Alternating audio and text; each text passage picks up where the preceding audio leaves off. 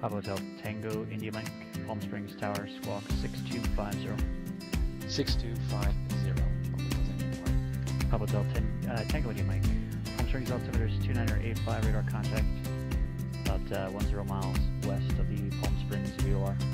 Presently landing runway 31, you're requesting straight in for 13. If that's available, please. Remember, correction, Papa Hotel Tango India Mike, make straight in runway 13 left and clear to land. Wind is 0905. Clear to land, runway 3 left, Papa Hotel Tango India Mike, thanks. Palm Springs clearance plus 4658 is type PC12 slam call, request clearance to Vegas S filed. Plus 4658, Palm Springs clearance. Good afternoon. Unable to give you S file, and I'll be full route standby. Plus 4658 is cleared to the Las Vegas airport via Flight Cathedral 1 departure procedure to Palm Springs, Victor 370 to 29 Palms, Victor 538, Cresso, join the Cresso 3 arrival. Maintain 7,000. Expect flight level 2405 minutes after departure. Departure frequency 126.7, squawk 6316. Plus 4658 is cleared to Vegas via Cathedral 1, Palm Springs, Victor 37029, Palms, Victor 538, Cresso 3. Initially climb 7,000, expected for 0F25, departure 126 squawk 6316 plus 465. Plus 4658, read back is correct. Tango D Mike, taxi to the ramp via Echo and this frequency. Taxiing to the ramp via Echo, remaining on this frequency, Papa Hotel Tango India Mike. Ontario Tower, Cessna 237 Charlie Alpha, approximately 4 miles to the west, inbound to land. Number 237 Charlie Alpha, roger, inner left traffic, left downwind runway 26 left, report base. Enter left downwind for 26 left and record your base 237 Charlie Alpha. Charlie Tower United 242 on the visual for 20 right, will be turning for a right base shortly. United 242 John Wayne Tower, runway 20 right, clear to land, wind 170.3. Clear to land, 20 right, United 242. Papa Tower King at 208 Kilo ILS 54. Here 520 Yankee Kilo Palomar Tower, runway 24, clear to land, wind 210 at 11. The land Number 237 Charlie Alpha, runway 26 left, clear to land. 26 left, clear to land, 7 Charlie Alpha. Palm Springs route plus 4658 East ramp with weather calling for taxi. Plus 4658, Palm Springs ground, runway 31 right, taxi via Echo and Bravo. Trail right via Echo Bravo 465. Riverside Tower, good morning, November 2903 Alpha with you on the ILS. Number 2903 Alpha, Riverside Tower, good afternoon. Runway 900 clear low approach, report miss. November 2903 Alpha, CX, low approach, runway 9, next week 46. Palm Springs Tower plus 4658 ready to go 3 and right at Bravo. Plus 4658, Palm Springs Tower, runway 31 right, clear for takeoff. Clear for takeoff 3 and right plus 465. Papa Tower King at 528 Kilo 54. Here's our Yankee Kilo, roger, taxi into the ramp via Alpha. Via Alpha. Plus 4658, contact SoCal departure. Contact departure 465. Cessna 7 Charlie Alpha is clearly active, taxi to the GA parking place. Number 7 Charlie Alpha, remain on this frequency, taxi into the south ramp via Sierra. South ramp via Sierra with you, 7 Charlie Alpha, thanks. Number 2903 Alpha going around. Number 03 Alpha, confirm going around or going missed. November 2903 Alpha going missing. Number 03 Alpha, roger, execute the published missed approach procedure. Flying the published mid-approach procedure, November 2903. Piper 2903 Alpha, contact SoCal departure. Contact departure, 03 Alpha. Number 03 Alpha, departure frequency will be 135.4. 135.4 for departure, November 2903 Alpha. Ontario Tower, November 516 Delta Mike, inbound ILS 26 left. Number 516 Delta Mike, Ontario Tower. Good afternoon, Ontario. Wind is calm. Runway 26 left, clear to land. 26 left, clear to land, 6 Delta Mike. Ontario Tower, November 36. Correction, 516 Delta Mike, clearly active at uniform, taxiing to the south apron. Number 6 Delta Mike, roger, taxi on the south ramp via Sierra. Remain on this frequency. Via Sierra on this frequency, 6 Delta Mike. Riverside Tower, good evening. November 2903 Alpha is on the middle coast on the Number 2903 Alpha, Riverside Tower, runway 27, clear to land. Clear to land on runway 27, 03 Alpha. Riverside route, November 2903 Alpha, in Alpha request taxi to the transient parking. Number 2903 Alpha, Riverside ground. In the future, don't switch to the ground frequency unless you're told to do so. You should stay with tower, exiting the runway all the way to the hold short point. Stay on this frequency for now, taxi into the ramp via Alpha. Taxi to ramp via Alpha, rocket. Number 2903 Alpha. Generally clear. Generally clearance, November 6th, Charlie Mike, type Cherokee. I would like to attempt the I-4 rating today. Cherokee 76 Charlie Mike, jawline clearance. Good evening. Good luck on the I-4 destination. Will be, let's go, Kilo, Oscar, X-ray, Romeo. That's Kilo, Oscar, X-ray, Romeo. 6 Charlie Mike. Yes, sir. Good luck. I'm going to sign off and collect some information for this destination. I'll sign back in. Is that okay? Absolutely. Just report when you're back with the I-4. And how long do you think it'll be? It's not going to be more than an hour, is it? No. I have to file and get some charts and plates. Wonderful. Yeah, I'll still be here, so it shouldn't be a problem. And we'll look for your flight plan to come through. And we should clearance them. Las Vegas Tower Plus 4658 unusual 1 on the right 4500. Plus 4658 Las Vegas Tower, runway 19 right, clear to land, wind 1807. Clear to land 19 right 468. Plus 658 exit right, taxi into the ramp via hotel, remain on this frequency today. Exit right, ramp via hotel, ramp frequency 58 468. Ground number 953 Whiskey Alpha's Piper Comanche PA24/Alpha. Taxi the active VFR east departure with the weather. Calling Long Beach Ground, need you to verify your call sign, please. Sorry about that. 916 Whiskey Alpha, November 916 Whiskey Alpha. Comanche 9016 Whiskey Alpha, Long Beach Ground, roger. And just confirm VFR eastbound. Eastbound and the east ramp just south of runway 25. Comanche 9016 Whiskey Alpha, roger. Runway 26 right, taxi via Kilo. Okay, 25 right via Kilo, 916 Whiskey Alpha. Long Beach Tower, November 916 Whiskey Alpha, holding short of 25 right Kilo, ready for departure VFR east. Number 916 Whiskey Alpha, Long Beach Tower, runway 25 right, clear for takeoff, right downwind departure approved. Clear for takeoff 25 right, right downwind departure 6 Whiskey Alpha. Good day, Palm Springs, ground scanning Hotel Tango, East Ramp, India, close traffic, runway 31 right. Papa Hotel Tango, do you mind? Palm Springs ground, say again, aircraft type. Gray Cessna Sky. Skyline Tango, do you mind? Thank you, runway 31 right, taxi via Echo and Bravo. Echo and Bravo, 31 right, Papa Hotel Tango.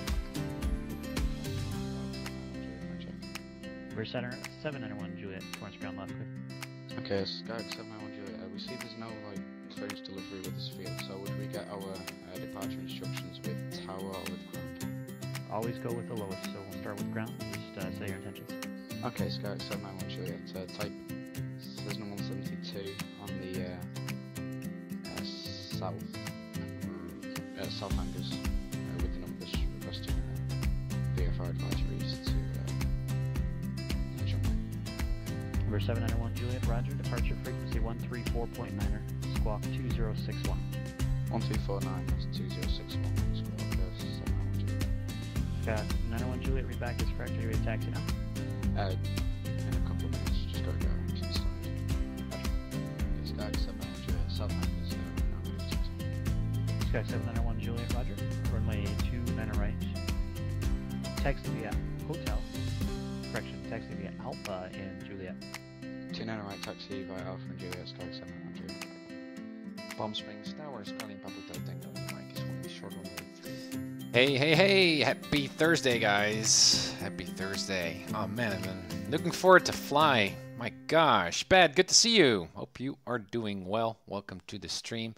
Today, I'm gonna do some GNS 530 and autopilot practice. And as you all know, I'm a slant alpha kind of guy. So usually I'm just flying by hand, which I really love and still love to do. But as part of my IFR training, it's also good to to get to know the GPS and also the autopilot, because it's actually a great navigational aid, obviously. Also to put in all kinds of instrument procedures, departures and arrivals and approaches, and it's good for me to know how to utilize those devices to the fullest. So I'm also, and that's the next stage of my training, focus on, or I'm also focusing on learning how the GPS or the GNS 530 actually works. Now, I've been studying the King School's video course on the device, which is actually also quite a slow pace, but also a quite complete, well, training on how to fully utilize the GPS, which is really, really nice. I've now been halfway through or so, and it seems to me that it's actually quite an easy to use device, but I've not really completed the entire training just yet. So I thought, well, let's just tinker a bit with the buttons and the knobs and the stuff as far as I understand it right now, and apply it to a very simple VFR flight. So where we currently at is Bakersfield, the Towered Airport of Bakersfield. It's really, really nice, really, really pretty, very long runway. We're going to be parked here near the flight school. This is the flight school, and here you can see the Papa Hotel Tango India Mike. We've got really, really good flying weather, and I was thinking that I could, let me see, why is my iPad not working? Let me see if I can bring that one up.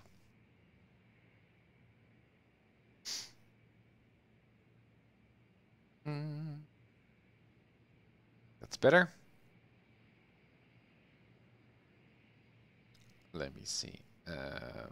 Whoop, yeah, Bakersfield. So as you can see, a Delta class airport, and this is the entire area. And there are lots of non-towered airports around, so we could use those as waypoints, so I can try to get familiarized with how to input waypoints and also to go direct to, and just have a little fun with the GNS 530 while I'm still studying the device. So that's the flight of today. I think take me an hour or hour and a half or so. So just a fun, nice VFR flight while tinkering with the GPS. That's the idea, at least. Let me see. Yeah, so park at the flight school. The runways are over there, so we need to park a taxi here to the right, and well, need to study the airport diagram here to know where we need to go to. But I guess we're going to depart from this direction up north, which is usually the case, but I don't know for sure. We'll have to see. Here we are, and again, the reason why the GPS, also the GNS 530 study now has also become a little bit more relevant is because I bought and installed the Reality XP GNS 530 extension, and also the 430 actually, which is there at the bottom. So we got a fully featured now device here, which makes all of those video courses and stuff a little bit more well, relevant or applicable. Which is really, really nice. Also, I'm going to include the autopilot. I have actually no idea how to use it. I know I need to hit AP here as part of autopilot, and we can do something with a heading and altitude. We also need to set the vertical speed. I have no idea how to use it, funny enough, as a Cat 11 rated pilot. So I need to tinker with that as well, which is going to be fun, I hope, for today. Hey, Evan, good to see you. Thank you for the subscription, man. 2 months. Thank you. Very encouraging. And also, I'm on the Discord voice channel. So if you like, you can sign in and we can chat during the flight. Perhaps you have a little bit a better understanding or more complete understanding of how the autopilot here in the Cessna 172 might work, or the 530. So if you're up for it, feel free to join. All right, so that's going to be the idea for today. So just a very fun, very basic flight that primarily is focused on using the GNS. Let me see. All right, so let's just get this party started then. No external walk around, as you know. That's something I'm going to skip just for time purposes here. Fasten our seatbelts. And door is closed. Cool and dark check. Parking brakes are set. Let me see. My tracker yard is not. Yes, that's better. Fire extinguisher, I pretend is all there. Door is closed. ELT is set to auto. Flap lever is up, and my flaps are actually up, which is good. My throttle is working. My Mixture is working, my trim is working and set, fuel tanks, cutoff is in, alternate is in, all these circuit breakers are nicely tucked in, batteries off, and my switch panel is also working. That's really, really cool. Okay, so that means that we call in dark. Let's also check the control surfaces here. To the right, that one goes down, and that one goes up. To the left, that one goes down, and that one goes up. Elevators look good. Trim is working, and my pedals are working as well. Wonderful. Okay, just before we're going to start up, let me see, I'm hitting the wrong buttons here. Again, let's also have a quick look here at the METAR. I think it was okay. You can see it's VMC, so that's good. But let's see at the winds, 160 at 4 knots. So winds calm, that's perfect. 10 statute miles of visibility, clear skies. Perfect flying weather. Really, really nice. Okay, here we've got Bakersfield. As you can see, a really, really long runway. 10,000 or even 11,000 feet long. Wow. And we are currently parked at the flight school ramp, which is over there, I believe. So we need to go on Alpha via Alpha 9. But I guess we're just going to get the instruction just to go via Alpha all the way down to 30 right. And then we head off. And, well, we can just go to the northwest. That's fine by me. So, then we're going to pick up some kind of a route, or we're going to input some kind of a direct route. That might be fun, just to depart to the northwest and get a direct to kind of setting in my GPS here and see how that works, whether I can even enable that feature here on my GPS. So a very plain, straight out departure, kind of like northwest. Okay, that is set, yeah, and here we got also all the frequencies, I presume. Yes, on top of there. Okay, good. Wonderful. Batteries on.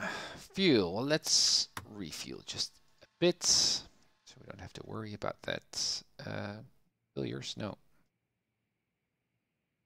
No. No. Resume. Light. Weight and balance. Something like that is fine. Okay, again. Magic of flight sim.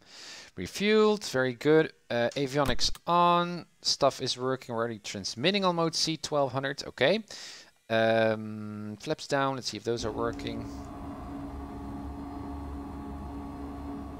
And they are perfect. Mode C, 1200. That stuff is set. Annunciator messages are just fine. Heading indicator is working. That stuff is good too. Avionics back off. Throttle a bit in. Again, fuel tank set to both. Fuel pump on. 1, 2, 3. Riser on the fuel flow meter. That's good.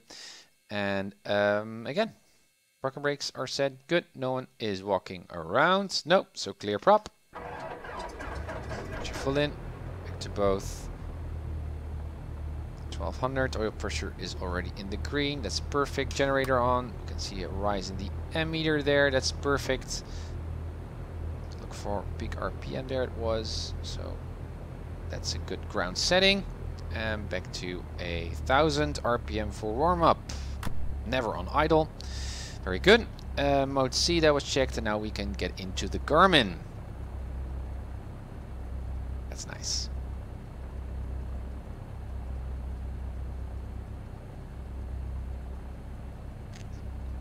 Hey Tim, can you hear me? Hey Avanek, I can hear you just fine. Can you hear me as well? Yes, 5x5. Wonderful. Well, welcome on board. This is nice. Hello stream. This is actual live. I'm listening to your voice live, not without the delay of your stream. Yeah, that's confusing. I guess you need to mute the stream. Or yeah, I have the volume set quite low. It's working quite well actually. Well, welcome once again. Cool. Let me see. So, GPS stuff here. So, let me see. So yeah, so I've been studying the the GNS 530. It's a wonderful device actually, although I was also in the back of my mind thinking about ForeFlight, which actually also provides a lot of the same features. Obviously, yeah, you can also map your own aircraft position onto ForeFlight, which is really nice. But I think it's also nice just to get familiar with the GNS. So I'm a little bit more familiar than last time, which is kind of nice. I'm still halfway through that video program. So I know that in the first screen here you can actually check whether the GNS or the GPS is actually working. And I believe that all of this stuff here refers to actually the nav1 here. Let me see if I can check that.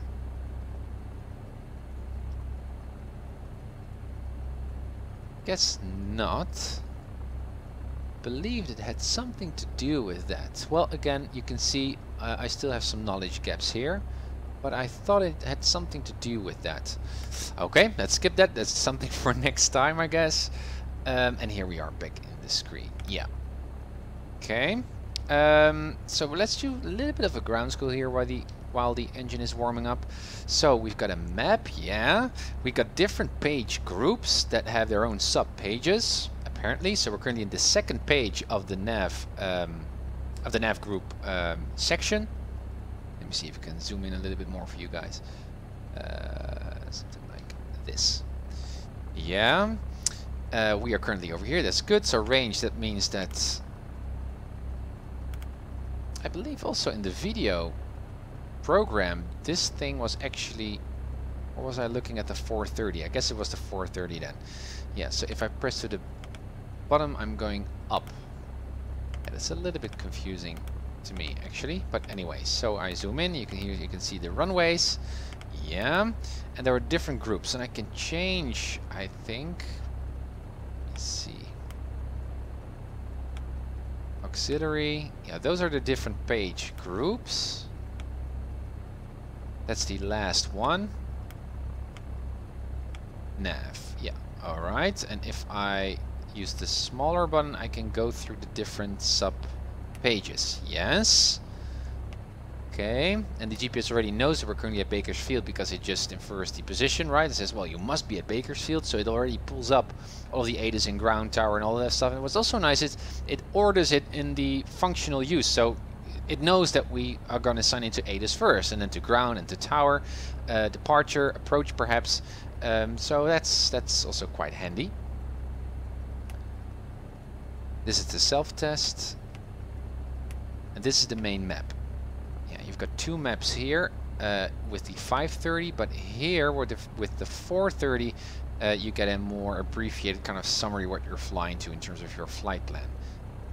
Nice. It's very weird to see this because I've been looking at those videos before, imagining that I would actually turn some knobs and buttons here in the sim, and now that I'm here, it's interesting just well, that kind of transfer that is going on. Flight plan, yeah, here where we can set in all kinds of different waypoints just by turning a knob, which is actually a little bit also looking for ways perhaps in which I can import a flight plan outside of X-Plane rather than using all of the knobs and that stuff, also to save some time. Then I'm back again, yeah, and there are two pages here.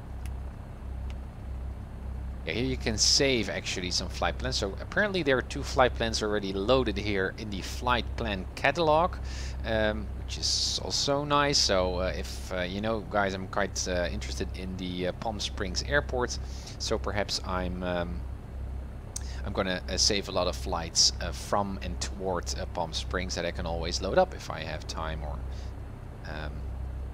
I plan to fly around to Palm Springs. Let me see, and if I press it again, we go back to that page, yeah, to the nav page, so we can very quickly see what we are up to. Well, these buttons are all for switching the frequencies here, the COM frequencies and the nav frequencies. If you hold it, it must go to guard, I believe. Let me see if that works. Yeah, it immediately goes to the guard frequency, which is also nice. In terms of when you have an emergency, you can announce there's also the frequency where the ELT is transmitting on. So it's wonderful to see that it's also working. You can also press those buttons, but I guess that's not simulated here in the sim. You can change the volume, also turn off the entire device, and I think we cannot do that here, even not with the Reality XP, so it's always on, which is I guess, quite useful because there's no other way by which we can use the comm radios. And with this one, that is, well, again, related to the VOR. I don't know what's happening actually if you turn that knob, but if you press, well, again, that's not really complete understanding there. But again, it's not interactive, so in the sim it doesn't really matter that much. This knob stuff is all related to those frequencies, which we don't need because I'm using the radio stack here. G-Dub, thank you for the subscription. Thank you. Thank you, guys. That's a good start. Really encouraging. Flying drill. Try invoking the cursor and then see if you can select each check. Ah, right. That's something that I can do next time. So with the boot up screen, you mean with the tests. Thanks. Okay. Well, again, I need to fiddle a little bit more with the GPS to get a little bit better idea of what's going on. Yeah, CDI, that we already talked about. So we can fly on the GPS or just on the plain old nav radios. OBS is also quite interesting. If you set a waypoint, you can actually use any kind of waypoint, not only a VOR, but also an airport or your own user-defined waypoint, and you can just put a radial on it, and you turn your OBS here, and it turns the virtual radial on that waypoint over here on the GPS, which is very nice. So for example, if you're flying to a particular waypoint, what you would cross or fly through a particular airspace, so you need to circumvent that airspace, you can use that feature of the OBS for that particular waypoint to fly toward that waypoint from another direction, which is much more preferable in that from that scenario, which is interesting. And also, what a nice tip with the King Schools, what Martha and John were talking about, is also that if you set a airport as a waypoint, you can also set the OPS to a particular runway that you like to fly. And so then you see a radial that actually corresponds with the runway that you're departing from, could also be the case, but arriving to. And you can much more easily infer how you need to approach and get onto that runway, which is also nice. Messages. OBS is not available, I guess because we did not set a waypoint. I don't know for sure. Personal license, blah, blah, blah, blah, blah. Okay. Also in this message box, you can also set different altitudes, target altitudes that you like to fly. So you can also set, as part of your flight plan, you like to be at 1,000 feet when you reach a particular waypoint. And this message box will show up saying, hey, I got a notification for you. And then, well, you see that blinking and you can hit that button and it might say, well, in about a minute you need to descend, because otherwise with a 500 feet per minute descent, you will not reach that waypoint. Which is nice. Well, flight plan we already looked at. VNAV, also, well, that's actually related to that, where you can set a target altitude and that stuff. Again, you can set it to any particular kind of waypoint to fiddle with that as well. And here you can see all the different procedures. This is, I guess, really the IFR button here, where we can load up particular approaches, arrivals, or departures from any airport, and you can just load it in. Which is really, really nice, and again is something that I'm still studying to see how those arrival and approaches and departures work. But it might be also very, very educational for me, not only to hand fly those well, arrivals at first, but also use the GPS here. And I guess when we load up a arrival here and we just use the autopilot, it becomes very, very easy because the thing just flies on itself. But again, I can also imagine what Finish was saying a couple of streams ago, being really prepared to switch in flight, in a GPS-based flight or guided flight, to instantly switch from slant alpha to slant, or from slant golf to slant alpha, being ready to switch frequencies and dial your frequencies again, and make sure that you can still find your way to your destination airport and not over relying on your GPS. I think that's a very important well, scenario also to practice at some time during my training, which is nice.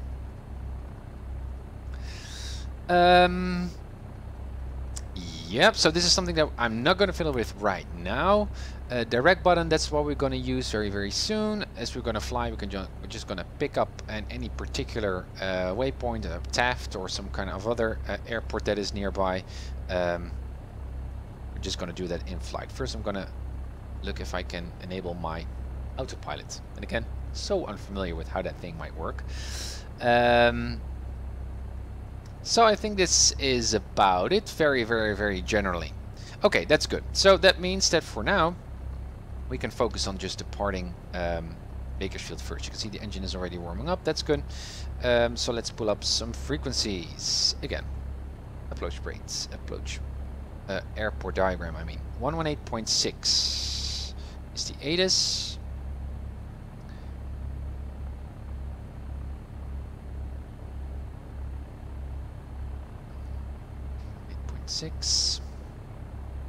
And the tower is 118.1.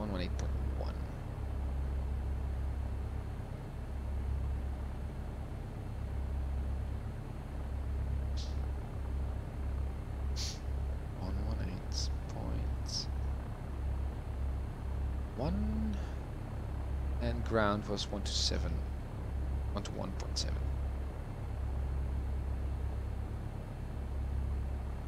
Not going to use any flight following today. Switch to ground. Alright, that's in the active. ATIS we got set, and that's about it. This is a Delta class airport. It's really, really cozy here. And a basic, simple departure. Let's have a listen. Meadows Field information November.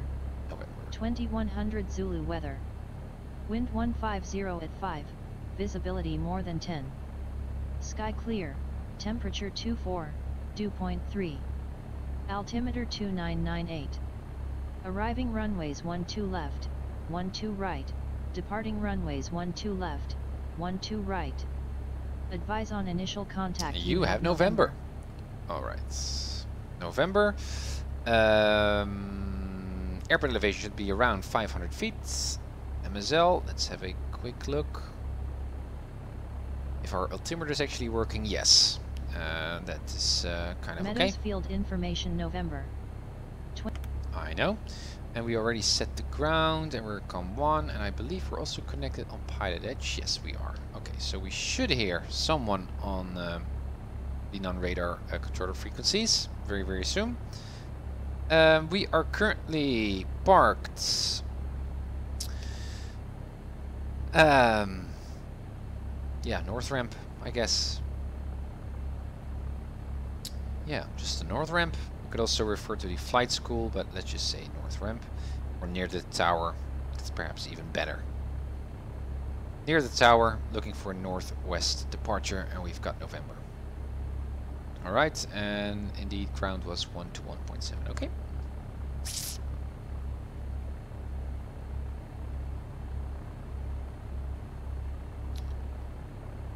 Near the tower, November, northwest departure.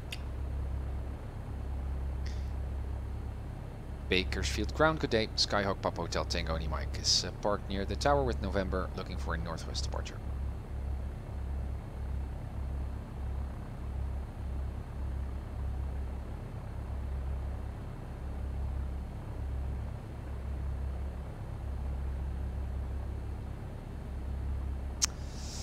Yeah, is there someone there? PHTIM Bakersfield, second request. Papa Hotel Tango Mike is ACS and Skyhawk. We're here near the tower with November, and we'd like to depart northwest today. PHTIM, Roger, runway 30 right, taxi via Alpha Bravo. 30 right via Alpha and Bravo, Papa Hotel Tango Mike. Okay, Alpha and Bravo, that sounds familiar.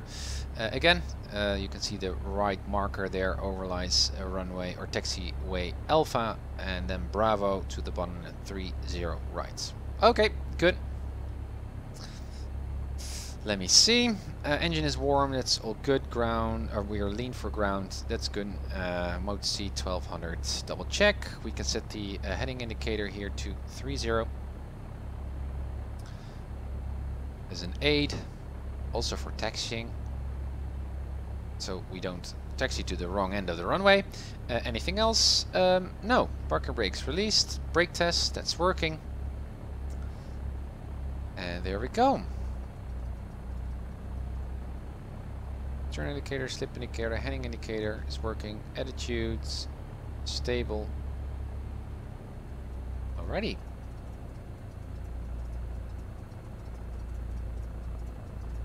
So Evanek, are you still there?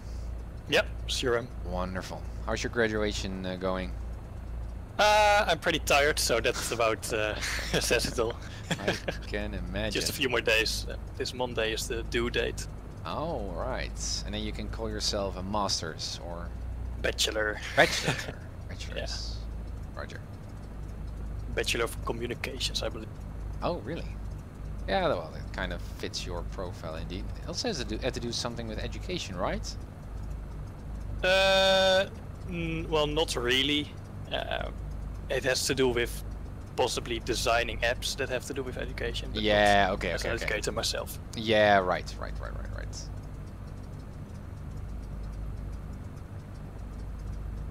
Alrighty then, heading bug here at the bottom, so that's good for a taxi. As you can see, ground vehicles here taxiing on the taxiway, which is a little bit surprising actually. Also quite close to the center line.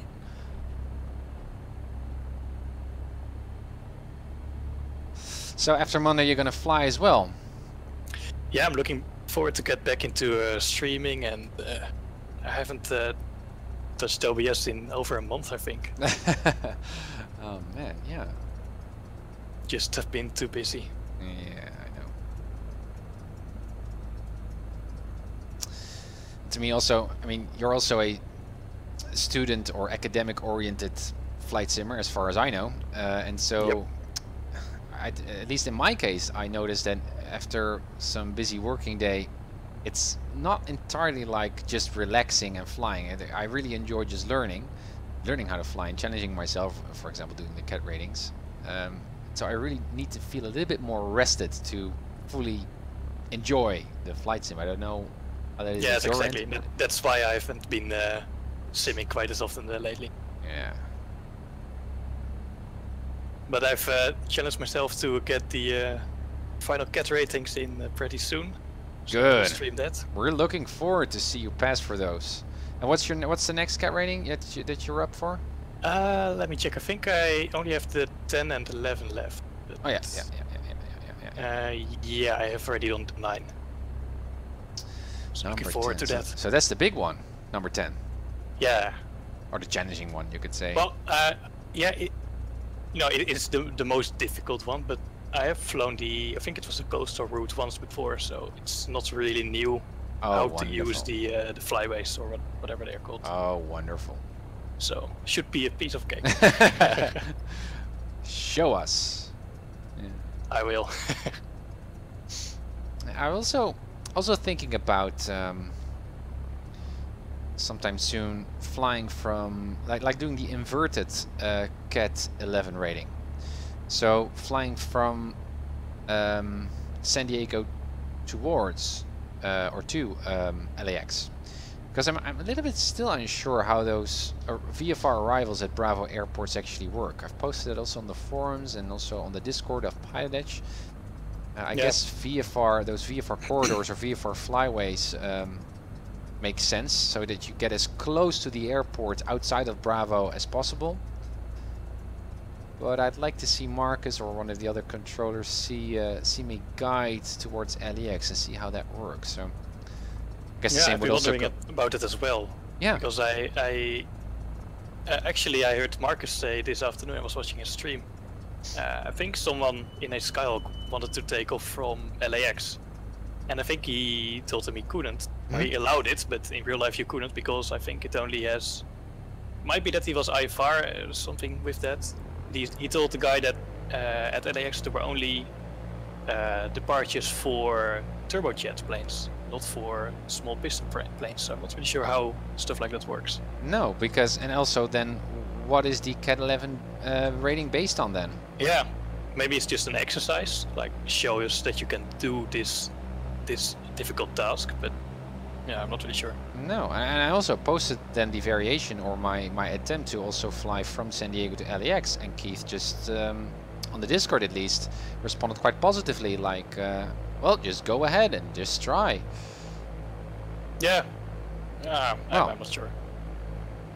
Maybe I'll ask Marcus tomorrow. I've been watching his streams pretty much every day lately. Yeah, I know. Yeah.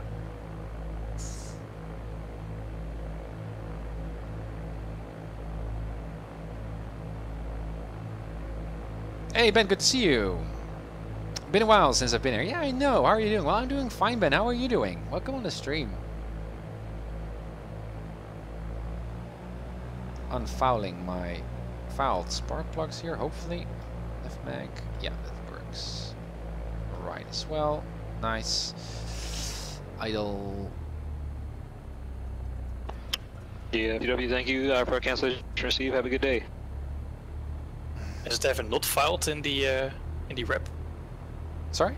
No, Seems yeah, to be, yeah, exactly. seems to be filing quite a lot. Yeah, no, too much. Much too sensitive. And I've actually not made a ticket just yet at Simcoders, so I should actually, because this is a little bit ridiculous, at least in my opinion. Or am I really that bad at leaning? I don't know. Yeah, I've been having a lot of fouling issues with the airflow labs as well. Not always, but quite often. And but it's less. To me, it's much more relative to my A2A experience. I mean, A2A is like the almost like the golden rule there, but it's, I don't know. To me, it seems a little bit off. But and with your real flight, the misses last week, you stated that the instructor didn't even lean the mixture on the ground. So yeah, I'm wondering exactly why and how. Yeah, but on the other hand, though.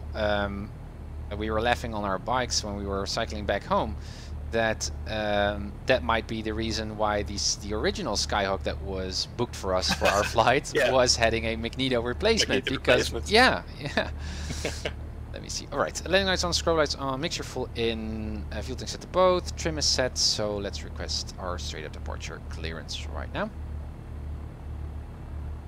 Bakersfield Tower, Sky Papa Hotel Tango Mike is holding short 30 right at Bravo, ready for departure northwest. Papa Hotel Tango Indy, Bakersfield Tower 30 right, clear for takeoff, straight out departure crew. 30 right, clear for takeoff, Papa Hotel Tango Mike straight out. Wind 150 at 4. Yes, sir. Alright, again, double check. No one is on final.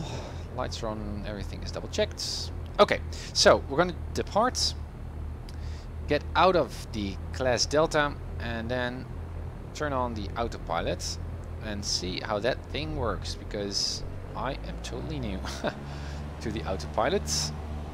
Well, I think I have a little bit of experience with the autopilot, but not with the GPS, so I'm learning from you with that thing. But well, perhaps we can exchange. Autopilot is quite simple.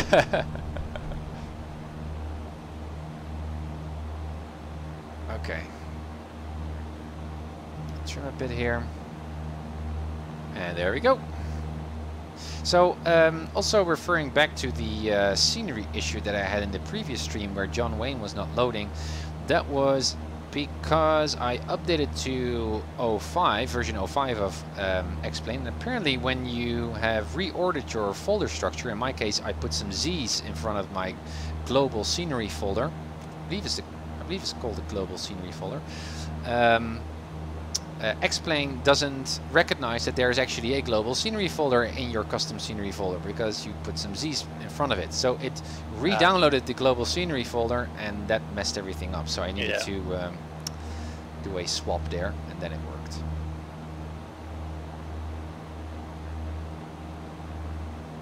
The Ryan 12 is saying keep himself fuel piston single into both LAS and LAX. I don't think LAX has AV gas, only Jet A. Okay. Yeah, I think also it's your. I've seen some YouTube videos as well of Skyhawks. For example, Mr. Captain, how's he called, or Mr. Aviation 101. Also did a flight to O'Hare, Chicago Air. Yeah, that's also what J-Dubs just said. Yeah, and he did also a call, I guess, to the ATC just months before to arrange his arrival at that Bravo airport to squeeze himself into all of that traffic. So I know this, it might be, obviously it might be quite difficult for a Skyhawk just to depart or arrive at a Bravo airspace or Bravo class airport, but I think you are allowed to do it. But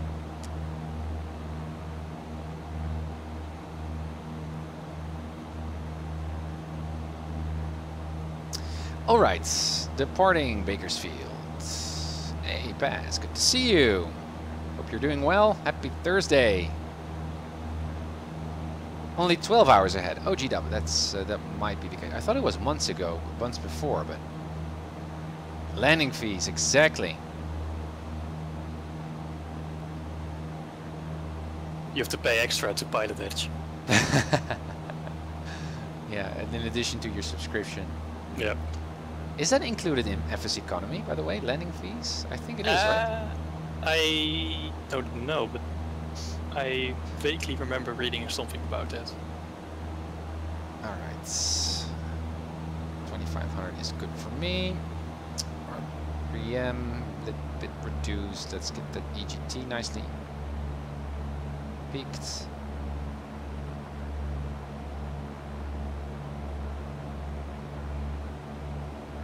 We can also zoom in here on my GPS so we can see a little bit more of the delta. Yeah, we're still in the delta.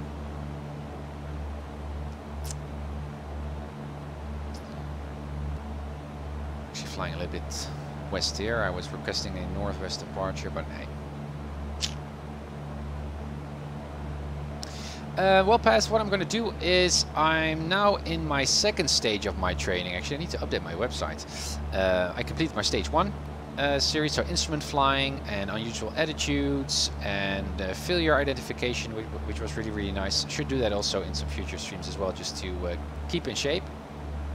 But now I progress to my stage 2, where the first task is to get familiarized with the GPS and with the autopilot. I'm still a Slant Alpha guy, so I will still try to fly as much by hand throughout my entire IFR training, but it's also good that you can fully utilize the GPS, in this case the GNS 530 and also the 430 and also the autopilot. So in this stream for the first time I'm going to use the autopilot, and also been studying the GPS by the King School's video tutorial there, or video program that I'm following almost halfway through. So it's nice to see it in action now, and it makes a lot more sense of what the device can do and cannot do. Alright, we're outside of the class Delta airspace. We'll keep tower on so we know when there are any airports in the vicinity. Now let's see if we can do something interesting. You can see here Lima 62 to the north. Now let's do a direct flight towards Lima 62. Well, if my memory serves me, direct to Lima. Yeah, this, yeah. Okay, let's just freeze my track IR here. Does it work like this? Always starts with a K, US based, which is nice. Then we're gonna go with the outer knob, I believe. No, Lima. And then we go like this, 60. Oh, obviously, other way around. 62. Oh yeah, that's not Taft. Elk. Well, Elk Hill's fine by me. Then I'll say I would like to go to activate. Is that cursor off? No, it wasn't. Damn. I guess I need to try again, or have I just added a waypoint? I guess not. Let's try again.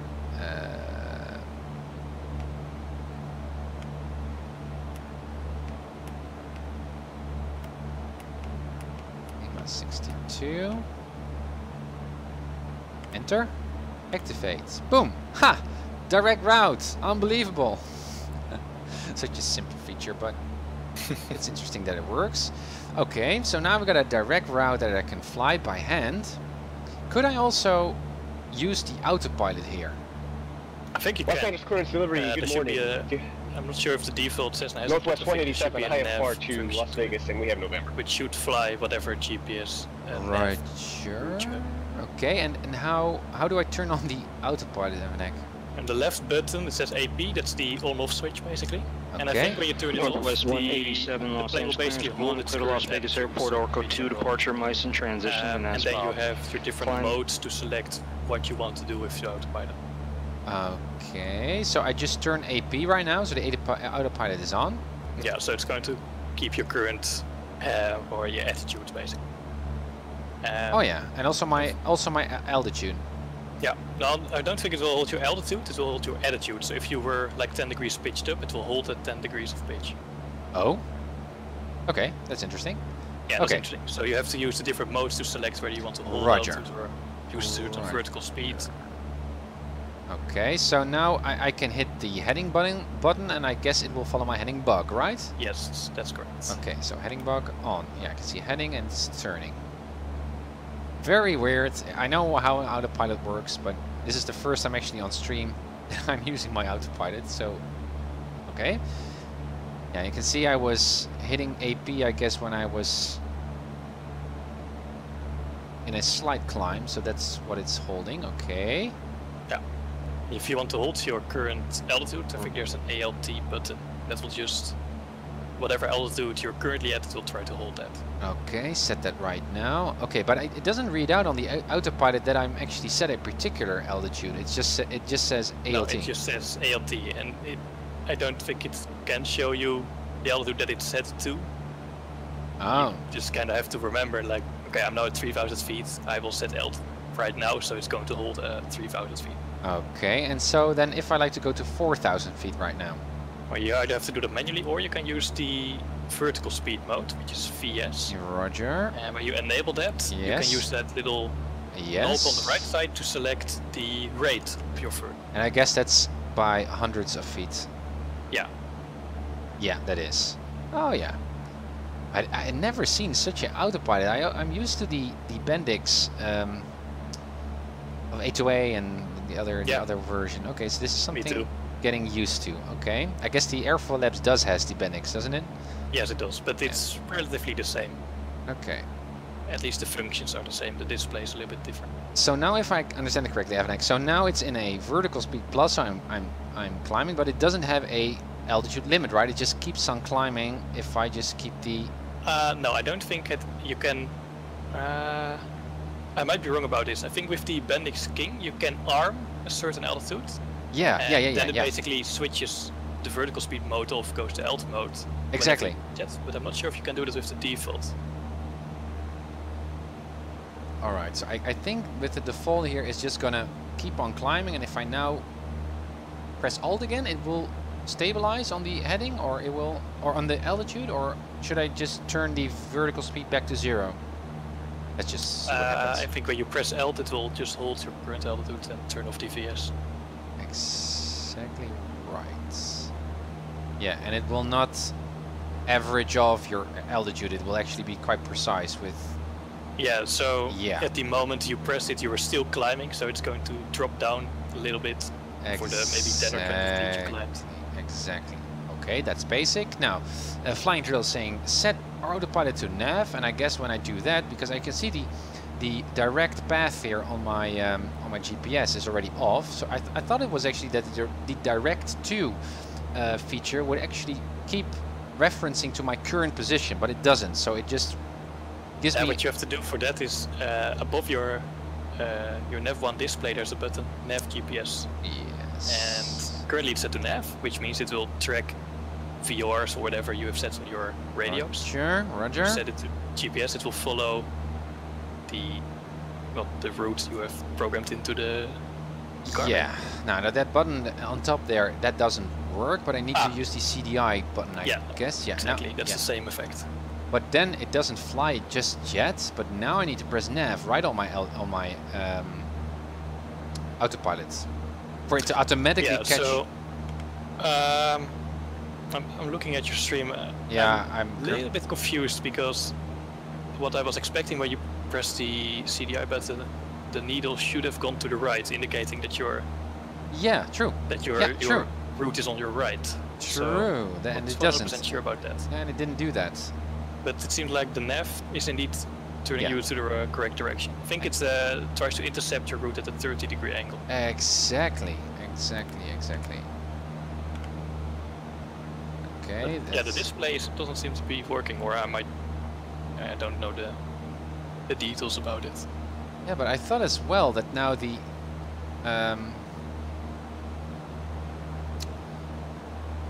CDI button, the guys in the chat are also mentioning that. Thank you, guys. You cannot arm this autopilot altitude. No, I know. You got to change the CDI from VLOC to GPS. Roger that. Now we'll just attempt to intercept your route. Hit direct again to go direct to. Yeah, so if I again hit direct to, and then enable it again. Yeah, right. So it refreshes it from my current position, and now it doesn't try to intersect or intercept that earlier direct to lag, but now it's just going to use my current position. Roger. Okay, that's interesting. Well, this is a basic exercise to begin with. That's nice. It is about the extent that I've worked with the GPS, setting a direct route and flying it on the autopilot. Okay. Approaches and all the procedures are... No, and I guess that the complexity comes in when you have put in a flight plan, but you need to change it yeah, on the spot. That's really interesting. Yeah. Okay, so we're now flying to Elk. I can already see it over the nose there. I can see Lima 17 to the left here. So let's see if I can...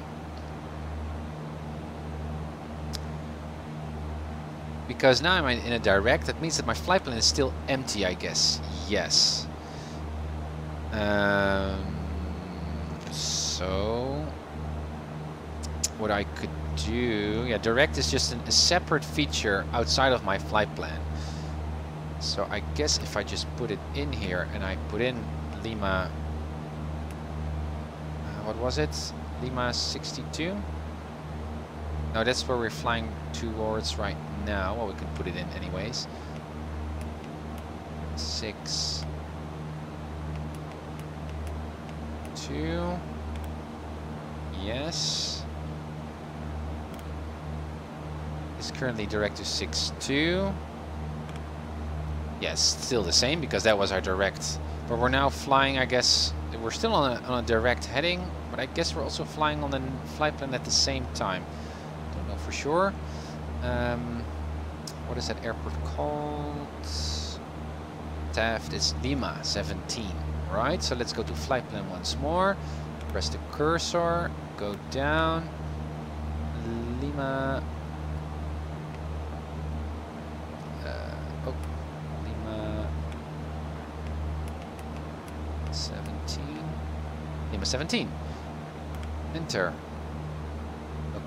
Okay. But I think we're not really flying on the flight plan because I would no, we're flying to Lima 62. Let's see what happens. Yeah, now you can see a route active lag is currently here. It's true, and you can already see that it's anticipating a standard rate turn to the left to intercept the next lag. So let's see if that happens. At the same time, cool. Let's see if I can go up to 4,000. So I will just hit the vertical speed knob. It remembered 500 feet per minute apparently. Go full throttle here. Yeah, the vertical speed is kind of dangerous because it will not. I think it will switch off when you near stall, but you don't want to get near stall. No, exactly. Or overspeeding. Yeah. So you can see a message here: left to 158 degrees in 5, 4, 3, oh, really? 2, 1. Yeah, that's nice. Also, where the Kings were talking about. And there we go. Left to 158 awesome. Now, and now it's making a turn. This is nice. So we're now flying a flight plan. That's pretty cool. Now what I can also do is transfer the flight plan from my 530 to my 430, I believe. Menu. How do I do that? Crossfill. Oh yeah, but it's grayed out. I guess because we're already flying it or because this is the final leg. I don't know. Clear. Okay, oh yeah, let me see, no, I just want to go down to 4,000, and then once it hits 4,000, I'm just going to hit that altitude button once more, because I guess that's how it works. Yeah, so I do prefer the Bendix there, that you can set or arm that altitude, so you know for sure. You also hear a beep when you are 1,000 feet or 500 feet before your target or set altitude, right? I think it's 1,000. 1,000, Might be wrong. It's quite useful. Yeah, exactly. So now we're at 4,000. I hit altitude, and there we are again. Okay, that's basic. Set mark. By the way, what a wonderful scenery here. Really weird kind of textures. Nice. Okay, well that's basic. Let's see what else we can do. What else buttons we can press. So that's Lima 17. Let's go to Bakersfield, non-towered airport, Lima 45. So Lima 45, again, just for practice. Flight plan, cursor, we go down. No, I would like to be there, Lima.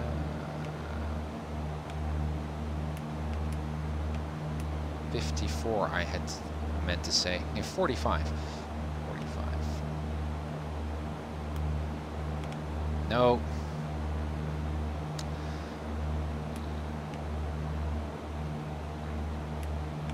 So I'm already noticing by setting all of these dials or turning all of these things that a physical hardware thing, GPS device, plug USB thing like Keith is using is actually quite useful if you're really planning on using the your GNS with each and every flight.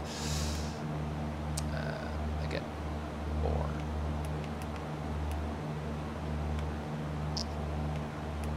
Nope. 5, Bakersfield. Enter. That's set. We can see the distances here. That's nice. Back to the map. We can zoom a bit out. Nice. So far, so good. What happens if I press OBS? Select OBS course. 158. To Lima 17. Clear. Yes. We can use it with the next leg.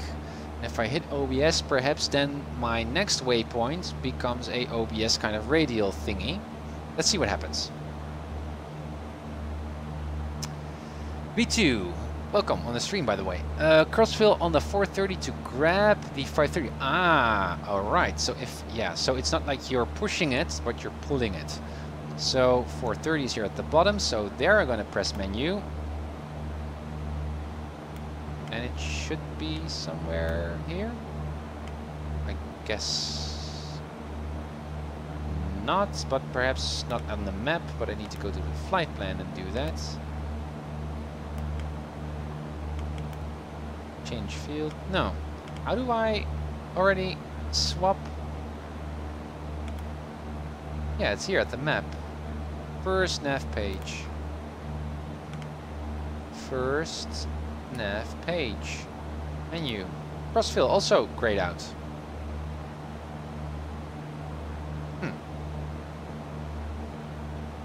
Yeah, B2, that's true. I can also pop it out. But I like the virtual feel to the GNS.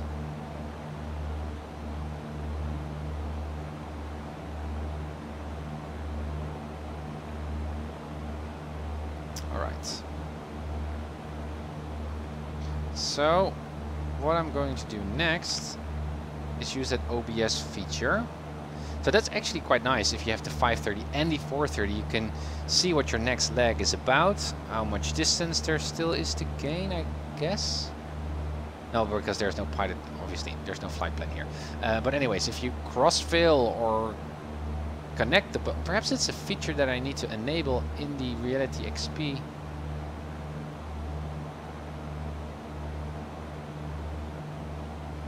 Connect outputs. It might be in the settings, guys. Well, need to look up that stuff.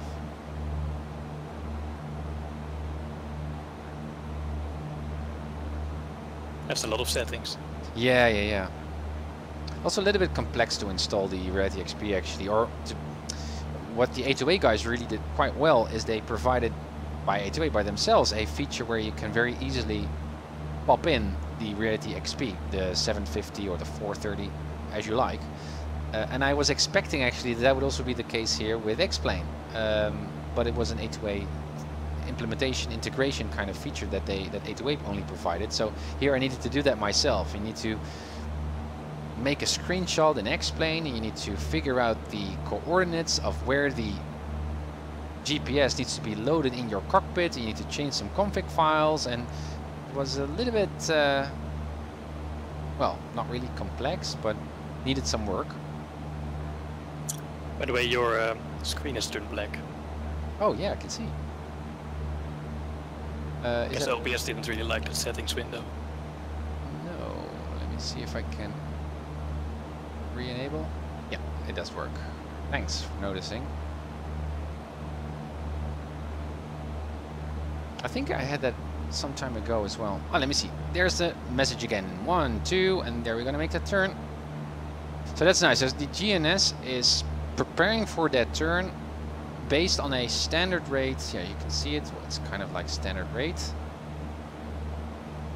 So it's a flyby waypoint. I think you can also do it turn it into a fly over waypoint. So with some instrument approaches, you actually need to fly exactly over the fix, over the waypoint. But I think the GNS knows what kind of waypoint you're flying to, and by default it's doing the fly-by procedure. So there we go. Again, what's purple is the active lag.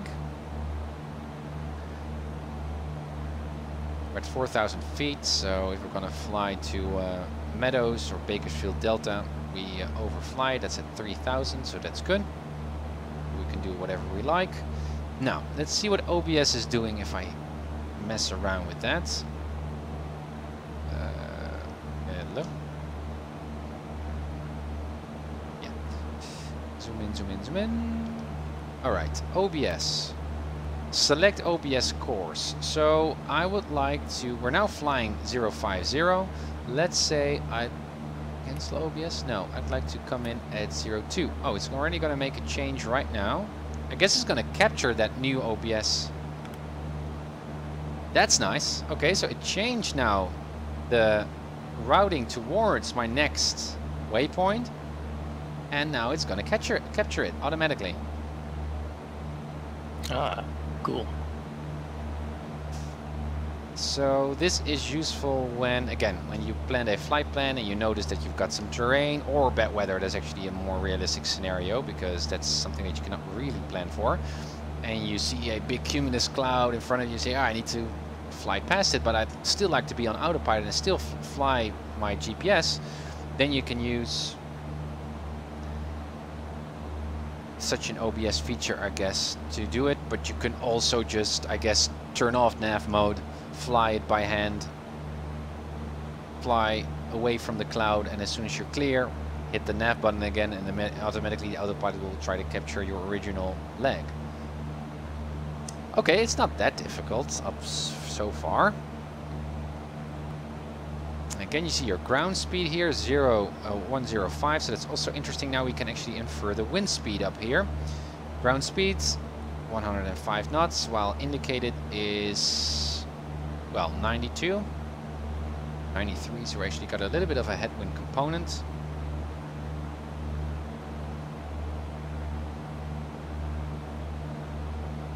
And here you can see ETE is, you know what ETE stands for? Is that expected time of yeah, it's the estimated time en route. Oh, en route. Ah, right. Yeah. So the remaining time to complete your flight plan. Yeah. Handy, such a knowledgeable co-pilot on board.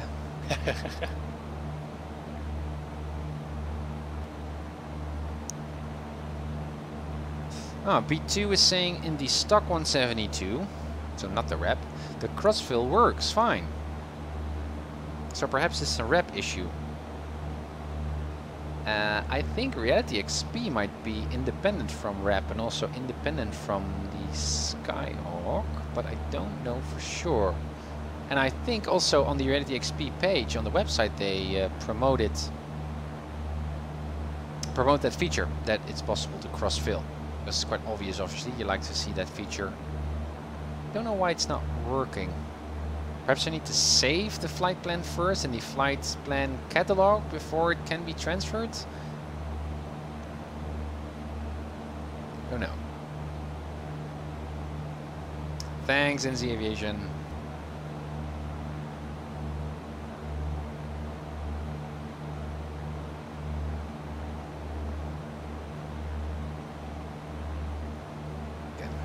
also enjoy our view here. And again, I am also noticing how boring it is to fly on autopilot, by the way.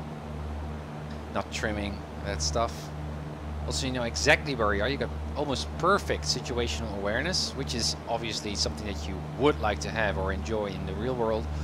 As part of training, though, just having fun and flying, it's not that much of a thrill. Yeah, I guess in a not so complicated area near Bakersfield, you know, you wouldn't really need to use it, but maybe over near the Bravo of Las Vegas, it would be useful. No, exactly. It's in dense airspace. Yeah, complex airspace.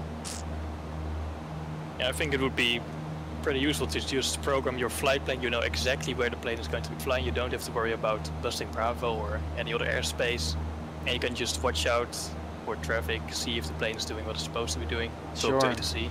Sure.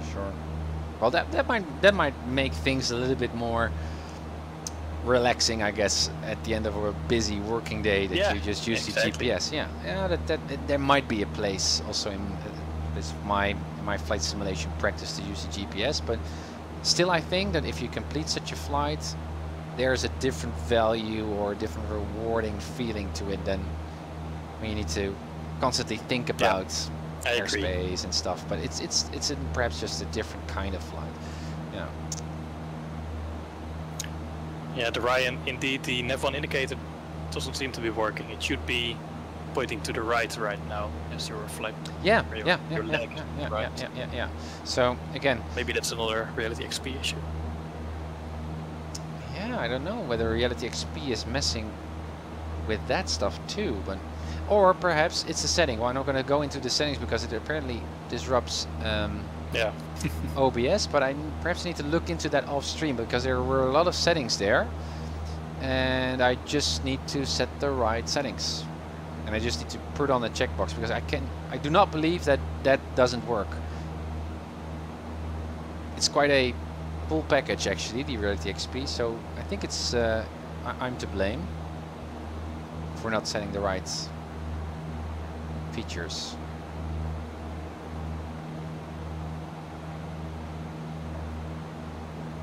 Now, what else can we fiddle around with? So I did the OBS. Well, let's do the VNAV as well. So I'd like to be at a particular altitude at Lima 45. No, we need to go up, not down, to stay clear of that delta. So VNAV. Cursor, target altitude. No. I'd like to go to 5,000 above waypoint. Yes. Cursor again. No, perhaps that doesn't work. Okay, again.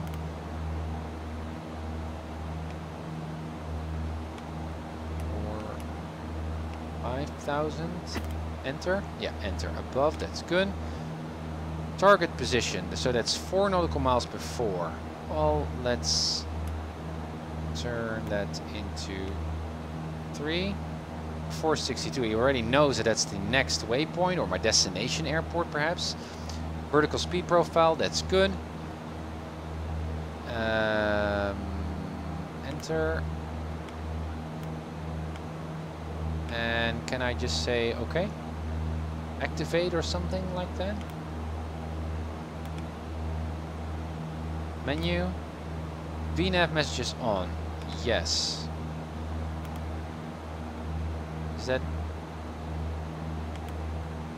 Does that work? I would expect to see a confirmation message or something like that. Must be. Alright, back to my... No, that was Lima 45. Why is it already... Flight plan. 45 is next, and it was setting 62 for my target altitude waypoint, which is a little bit weird. Why it is continuing to fly after Lima 45. I like to be at Lima 45. I'd like to be on that Lima 45. Lima. No. Lima 45. Ah, that's nice. Lima 45. Enter. Enter. Menu. Enter. It's already making a turn. I think this is just this white radial after Lima 45 is about not having set any next destination or next waypoint, and so it just continues to fly on that same direction, I guess. Now let's see what happens if that VNAV thing is working. I should get a message. Oh, because I still set the OBS. It's a radial, obviously. That's why. And if I now turn it off, OBS, cancel OBS, yes. Then we're just gonna fly Lima 45. Yes, that makes sense. Okay.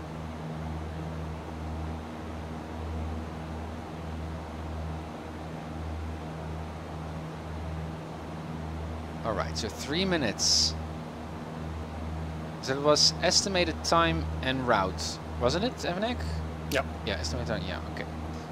Yeah. And so in 3 nautical miles, or 2, what did I set? 3.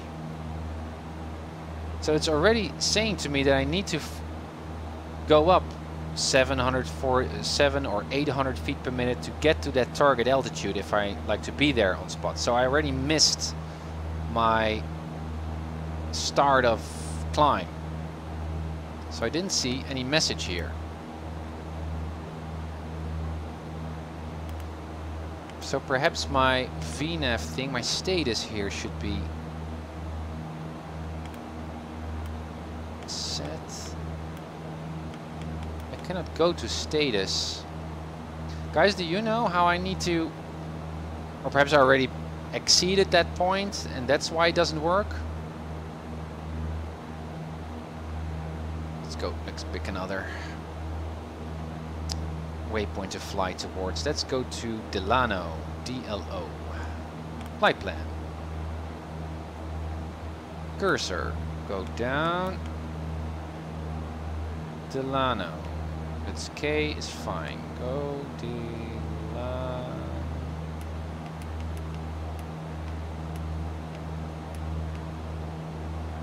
Was D? Oh no, it was first D. Hello.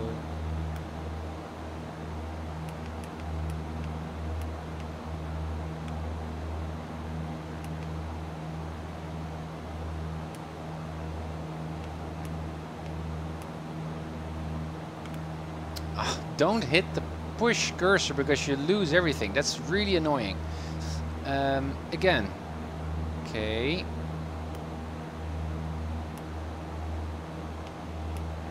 D.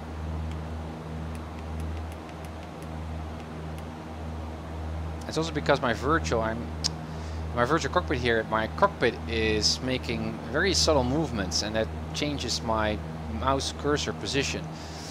DLO. So I accidentally hit that push cursor button.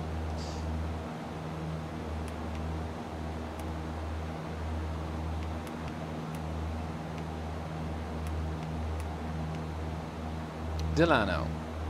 Enter. Yeah. Bakersfield, Delano. Okay, makes sense. So we're gonna get a message soon that we're gonna make that turn, I guess.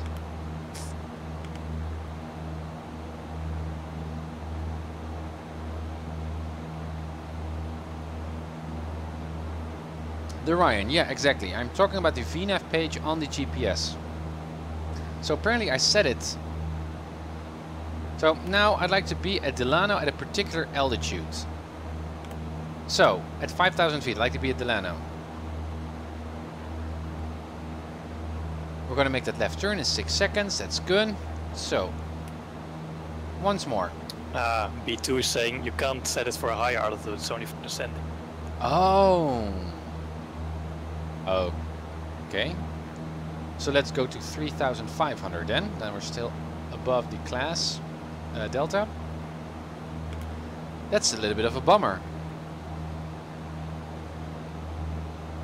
Okay, well, $3,005. Ah, that's also true. The autopilot will not pitch up or down for you based on what you set in GPS. You have to do it yourself. It will only tell you when you shoot. Roger. Also, if I set the altitude here, I guess with the altitude, okay? Yeah, so you manually have to set, for example, if you set your VS profile to 400 feet per minute, you Roger. have to manually set your feet per minute in the autopilot to 400, I guess. Exactly. Okay. That makes sense. That does make sense. So you can see now this is the current leg, Lima 45 to Delano. This is the route. So I'm expecting to see a message here popping up that's reminding me as a pilot to change the vertical speed here to 400 and start my climb. So let's see if that happens.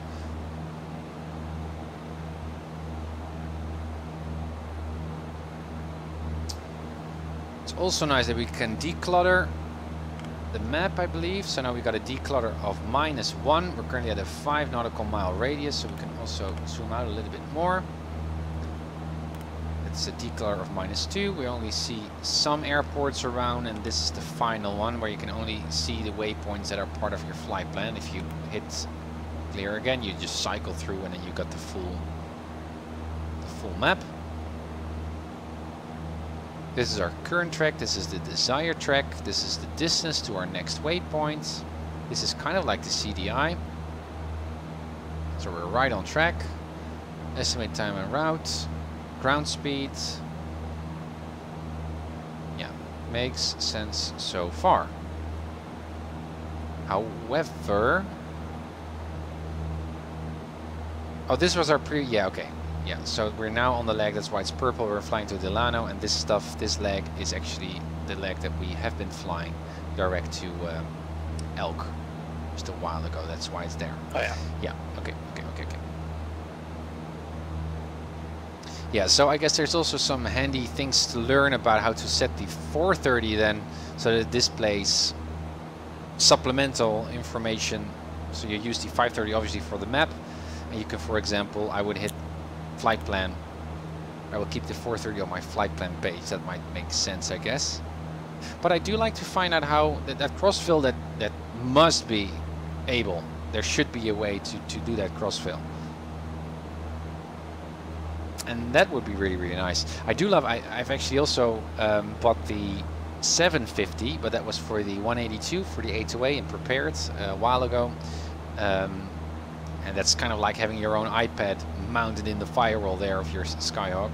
And that thing was really, really intuitive. You can just, you can just touch, you can just hit a waypoint or an airport, you drop any kind of information, you can...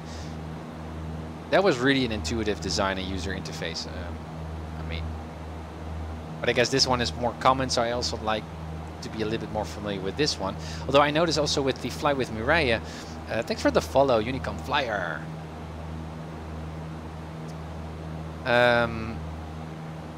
That these are still advanced GPS, Garmin GPSs. There's actually one more downgraded one. I don't know what the number. I think it's the 350 or 330 or so. I don't know.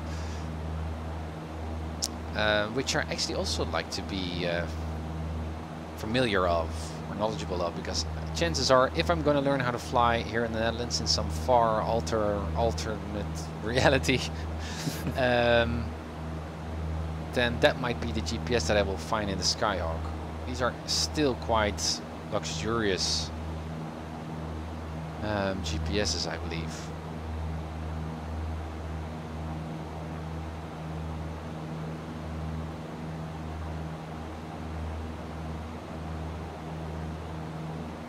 Okay, so we're flying to Delano, but let's pretend, because it will take some time to get to Delano, that I would like to change up my plan here. So rather than going to Delano, which is over there, let's go to Lost Hills. These are Lemoore MOAs. I think we do not need to be concerned about those. From 5,000 up.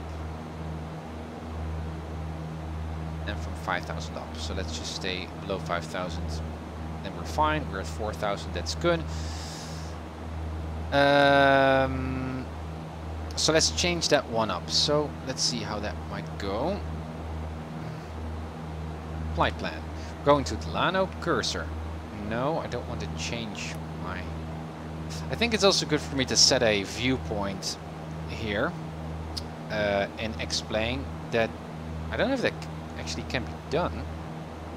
That disables XP realistic, so I don't see all of those natural head movements here. I think that's not possible, because it's actually quite annoying, because my mouse cursor changes position based on those head movements, as you can see. And that's, I don't like to press the buttons at the wrong time. Cursor. We go down, there's Delano. No, that's not what I wanted. Clear. Clear. Delano. Yeah. And that's the one that I'm gonna change. So I'm just gonna do this, I think. And Lost Hills is Lima 85 or 84.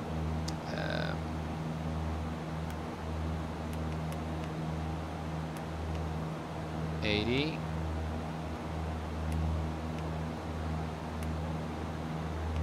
Lost Hills. Enter. No. So if I do that, yeah, I remember. So now it has set Lima 84. You can see we're already turning in front of Delano. Okay.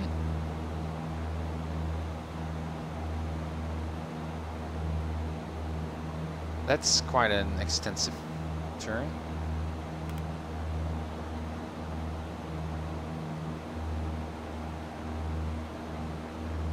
From Bakersfield.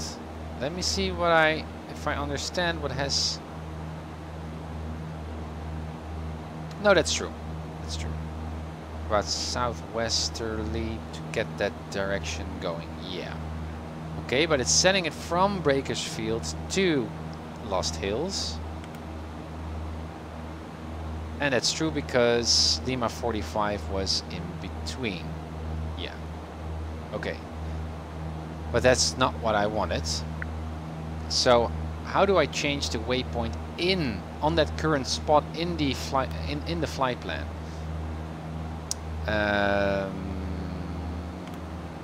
Let's try again. Lima 84. So it's not about now changing that stuff. Airports. Now I'm at the waypoint page. So no, that's not what I wanted. And menu. Activate lag. Just need to figure out what that means.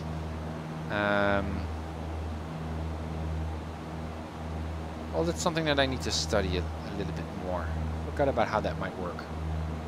Heidke, good to see you.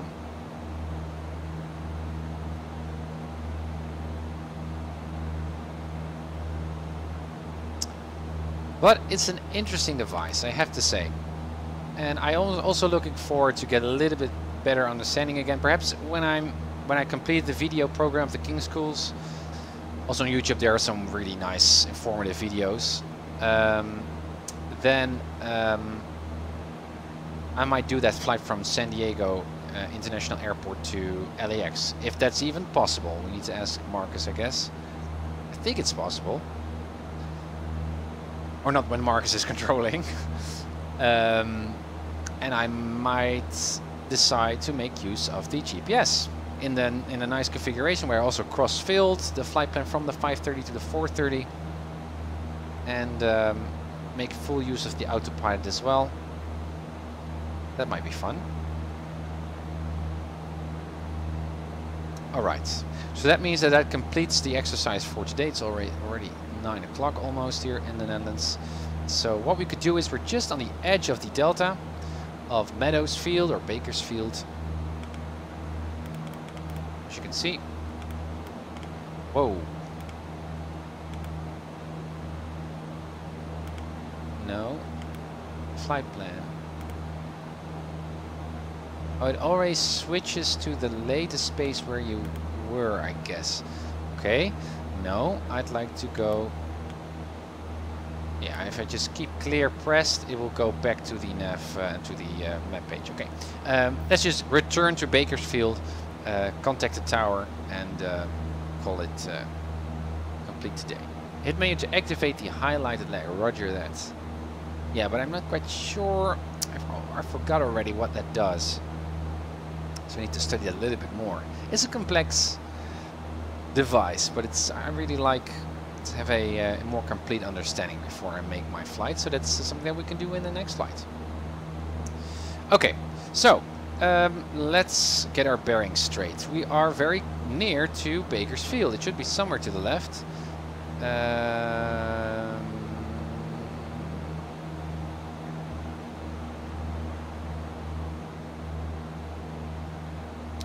Nav off.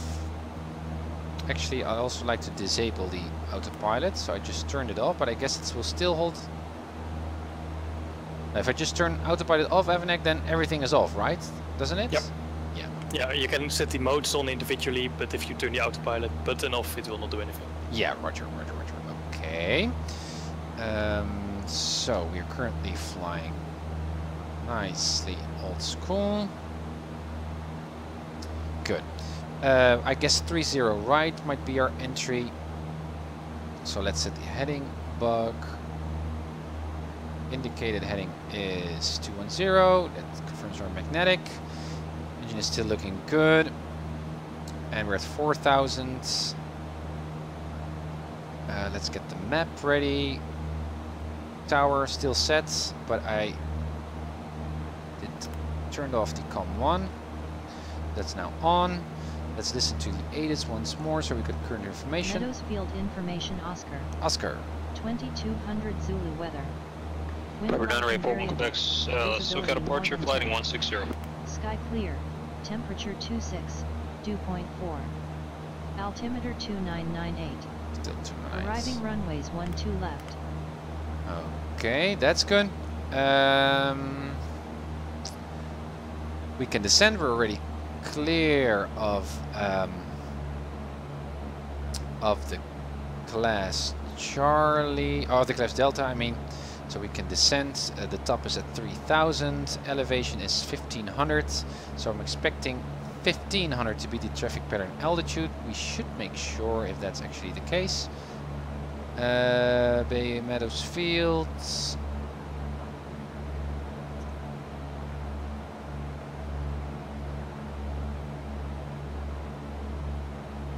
And I don't see it mentioned here, so I guess that's true. 1,500. And so we could set ourselves up for a left base entry. Now again, let's see if we can spot the airport. Let's do some PilotEdge here. Let's switch this one off. Okay, we've got a river.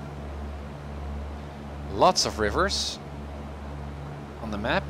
So I think if I follow it to the left, that might lead me towards the field. So it should be somewhere there. Also, obviously, we've got Bakersfield as a city.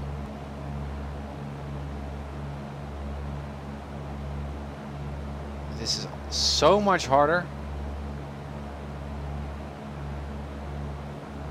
See, we're flying to the south. Yeah, that makes sense. It should be over there. It's so nicely tucked away.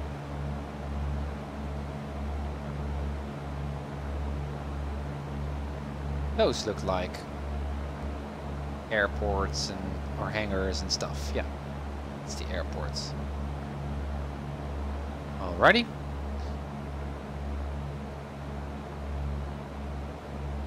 Or we could just keep that one up. We got Oscar. And we're 10 miles southwest. Bakersfield Tower, Sky Papa Hotel Tango Mike is about 8 miles southwest of the airport, currently at 3,000 with information. Oscar inbound for a full stop.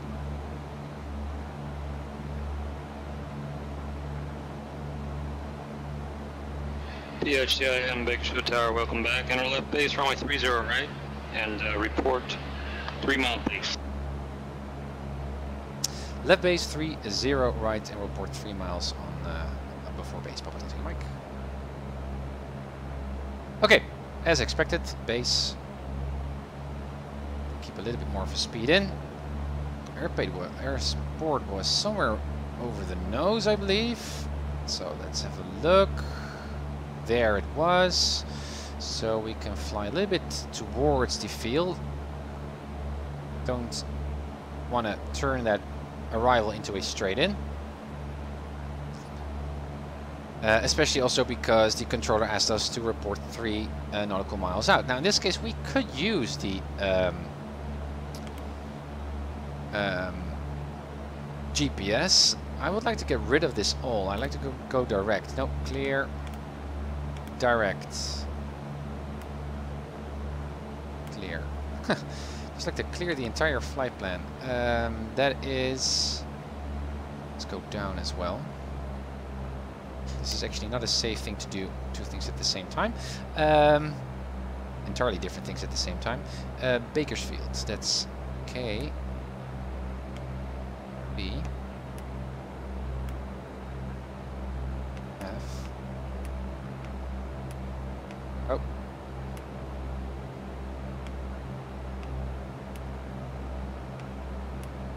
Don't hit the push cursor button, Tim. Bakersfield. Enter. Activate. Yes. Alright, and we are 7 miles out of the airport. Okay. So that's also where you can use the GPS for. Not that important, but to kind of have an idea of how far out you are. Landing lights on, strobe lights are on, make sure full in.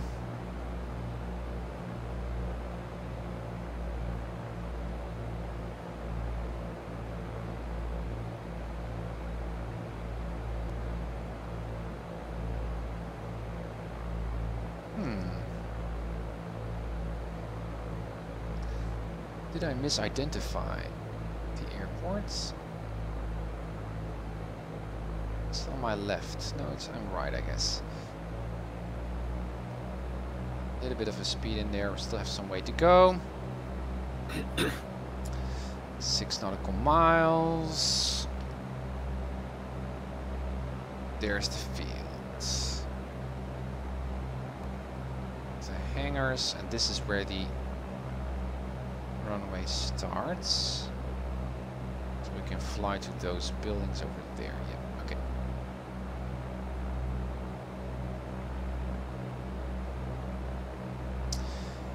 .1500 feet is coming up. Traffic pattern altitude.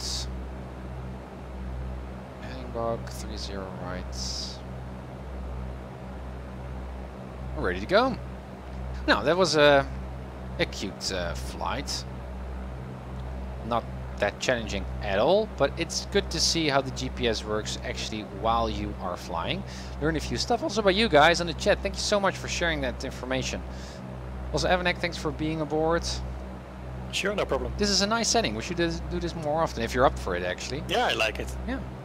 Is it not that weird to watch the stream and listen me do things that you only see a few seconds later? Or?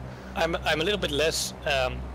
How would you say that? I'm a little bit less involved with the stream. So okay, Roger. Doing something else right now, but Roger. Yeah, it's actually not that bad. It's about 5 seconds delay or so. Okay. All right, it's already below 100 knots, so that means that we can set our flaps if we'd like to.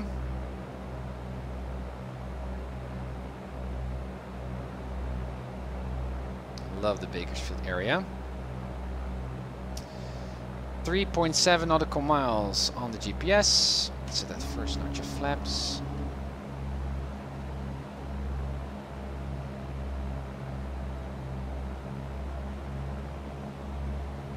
Like to be 80 plus here still. Airport 1 Quebec contact, so departure 134.9er.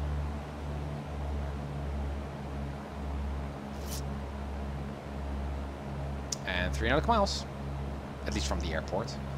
Bakersfield Tower, Skyport Hotel, Tango Mike is 3 miles out. PHTIM, runway 30 right, go to land, wind calm. Clear land, 30 right, Tango Mike. Okie doke. Clear to land. So again, he is incorporating that right Super Cup left. 841 Quebec SoCal approach. Left base? Yeah, left base. Leave airspace. Resume on navigation appropriately for altitudes. He's incorporating that left base reporting instruction just to give himself a heads up. Northwest 187, contact Las Vegas approach 125. When I arrive. So I remind him of, hey, here I come, and then he can do a final check to see if the runway is clear. And then I'm clear to land.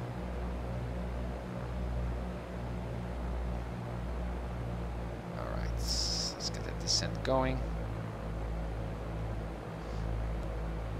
We're not really that much San Luis Tower, Mooney 0820 on the base, as you can see on my heading southeast, bug. With Oscar to land. Northwest 187, Las Vegas approach. Descend via Quebec 5 arrival. Expect visual approach runway 25. 20 degrees of flaps. Correction is expect visual approach runway 7 right. I'm saying this all wrong. Runway 8 right now. Expect visual approach runway 8 right at the Las Vegas altimeter 3008. Now it seems like I'm shortcutting here the airport, but the Bakersfield runway is really, really long. So there's a Evanek, how was that called already? That first initial. Not the lineup, but it was a displaced Bravo threshold. 820 kilo with Oscar looking to land. Displaced threshold. So you can see the runway actually markings already start on over here. Well, the actual physical runway already starts over here. So 2820 goes San Luis Tower. What's your direction and distance? Slow speed here. My apologies, sir. We are 4 miles southeast so coordinated turn of St. Louis. No one on final. Looking to land. 2820 kilo, make straight in runway 29er. Go to land. Wind calm. Mooney 820 kilo, straight in 29er to land. Okay, coordinated there. Here we are. Nice approach here. Bakersfield. Get that speed back to 65. And let's park near the tower once more. 187 flight present, heading is to maintain 7,000 vector visual. Trim a bit.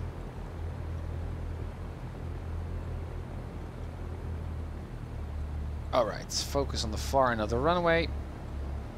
Nose up and bleed off all of that energy. Ah, that was kind of nice. Keep pulling on that yoke for some aerodynamic braking. Now some toe brakes. Still going quite fast for that turn. There we go. At Bakersfield. So via Alpha, I guess we're at Golf currently, but via Alpha to parking I would expect. Alright, landing lights off, strobe lights off, back to 1000, lean for ground, something like this. And trim is already set. Yeah, we're ready to go.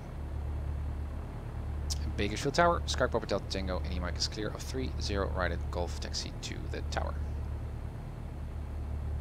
PHIM taxi working via Alpha, monitor ground, have a good day.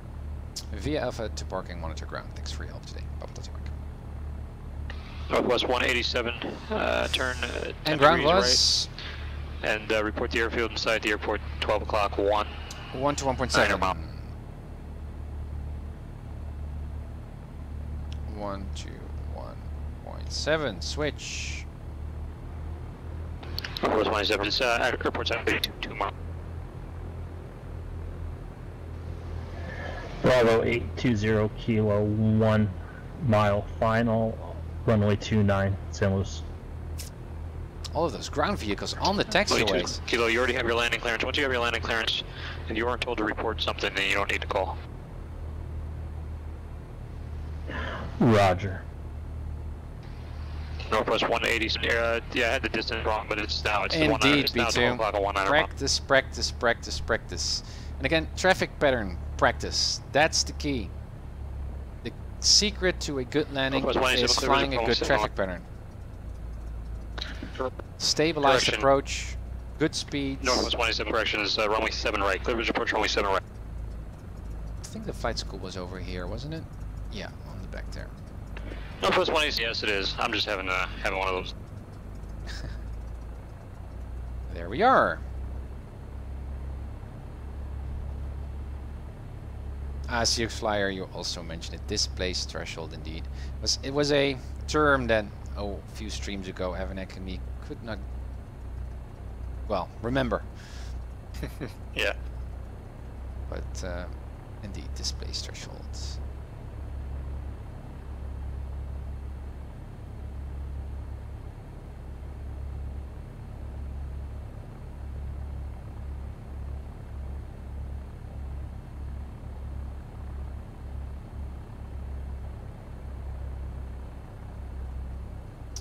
Same old spot.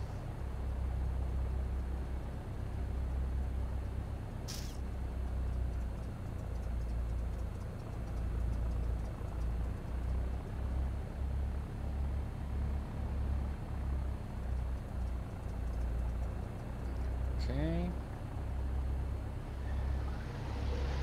Slowest ground.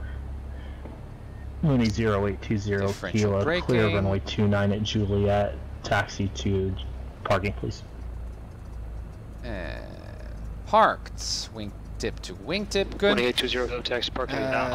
And be advised, you need to put the when you log off.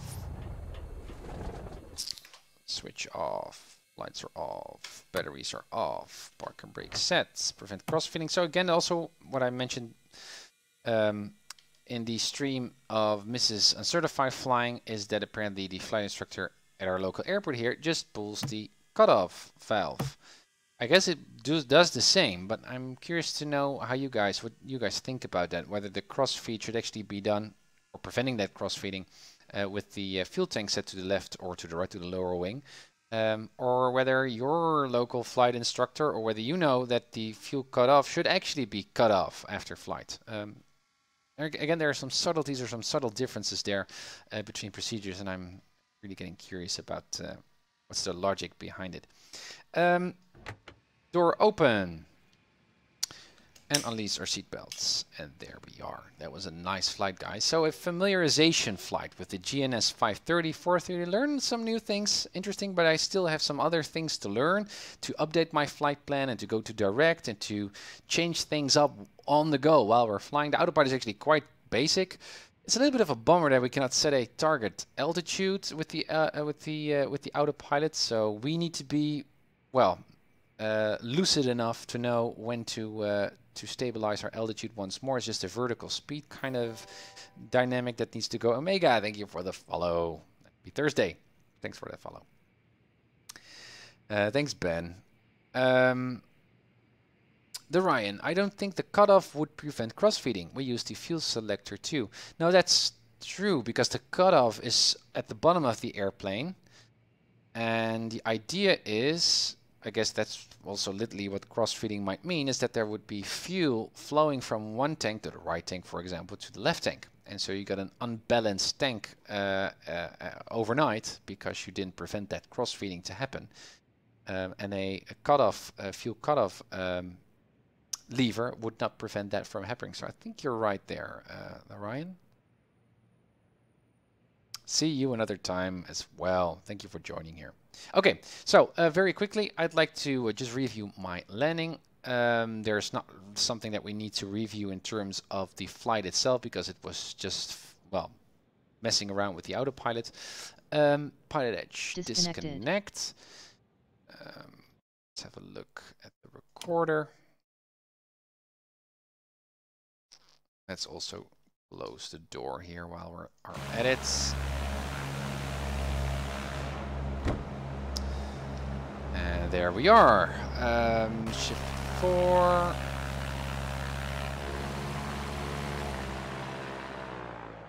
Yep. Oh yeah, there's Bakersfield. Okay.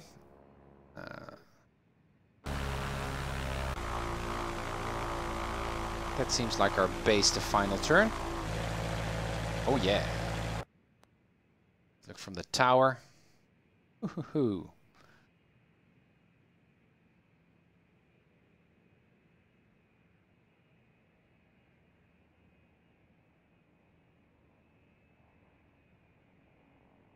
Coming in.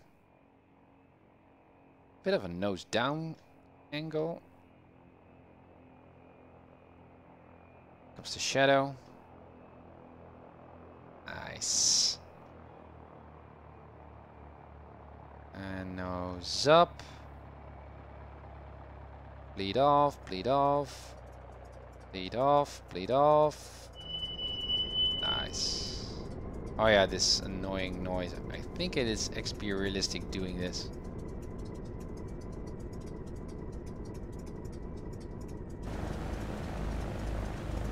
And there we are, back again. Aerodynamic braking. Love the sounds. Here of the engine.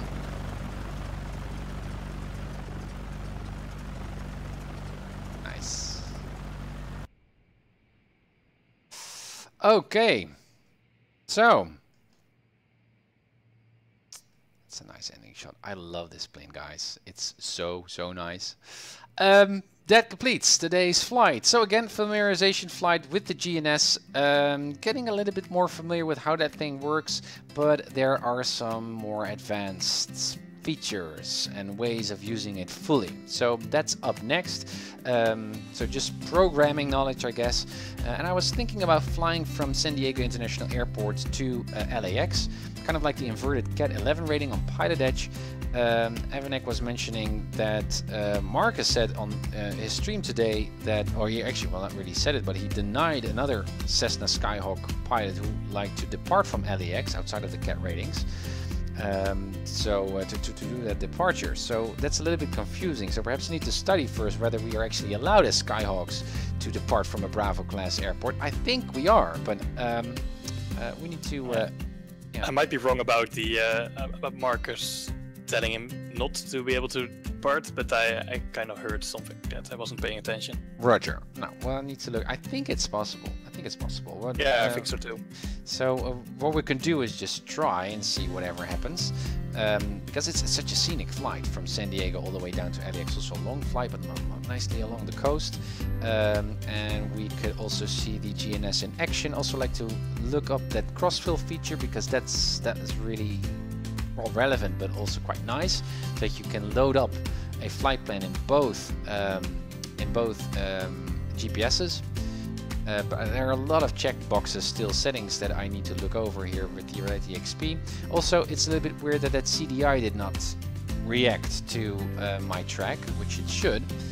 Perhaps that's also a setting in Reality XP, so that's something that I need to fix. And I think with just another flight, I might be fine.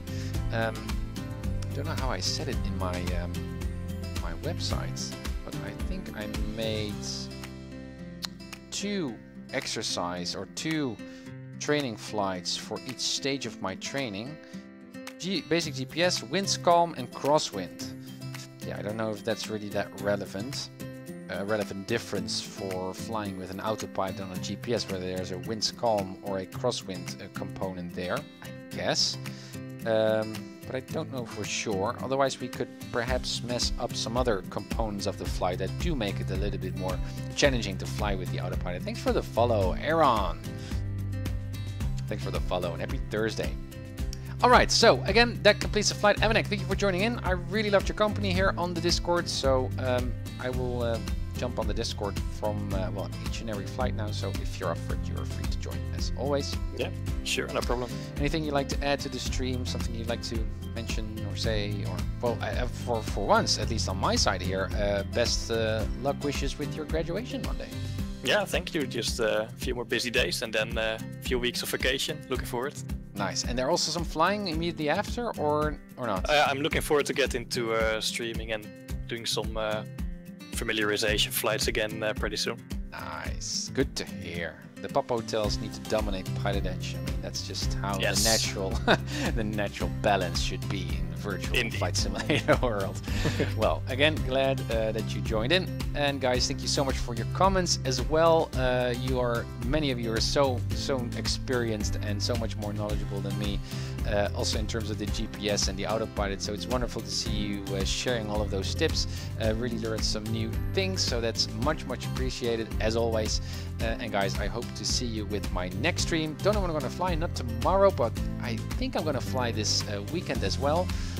Also like to inspire Mrs. Uncertified to continue with her flying as well, because she's so much enjoying it. Also, she's so busy with work, so that's always the problem.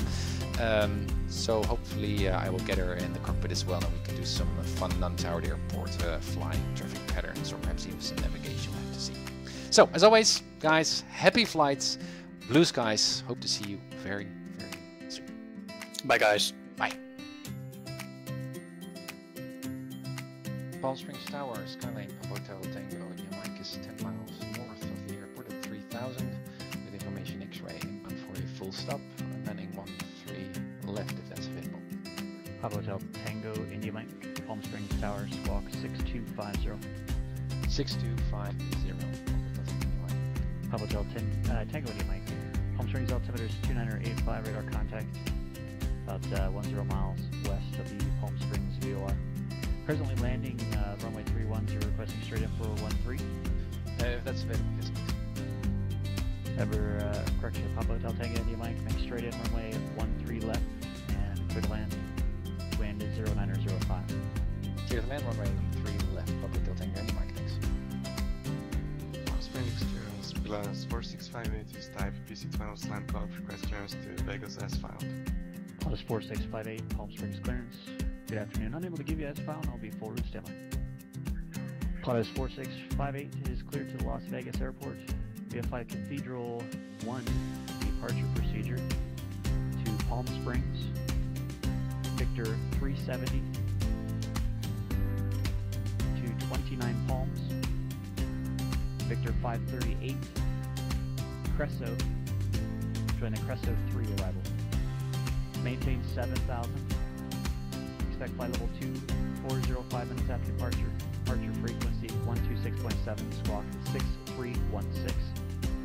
Plus 4658 is cleared to Vegas via Cathedral 1, Palm Springs, Victor 37029, Palms, Victor 538, Cresso 3.